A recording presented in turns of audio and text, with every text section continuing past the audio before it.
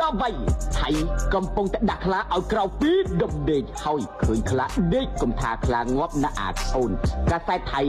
បានជប់ផ្សាយថានាយឧត្តមសេនីយ៍ហេងប៊ុនហៀងបានចេញប័ណ្ណបញ្ជាយ៉ាងម៉ឺងម៉ាត់ឲ្យប្រទេសថៃ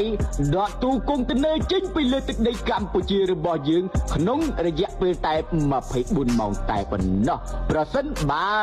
ទូកុងតឺន័រទាំងនោះមិនត្រូវបាត់ដកចេញតាមការកំណត់នោះទេកងកម្លាំង BHQ ចំនួន 30,000 នាក់នឹងត្រូវបានដាក់ពង្រាយជាបន្ទាន់ដើម្បីវាយប្រហារគ្រប់តំបន់នៅតាមបណ្ដោយព្រំដែនកម្ពុជាថៃហើយម្លេះហើយរងចាំអត់មើលទាំងអស់គ្នាបងប្អូនតើ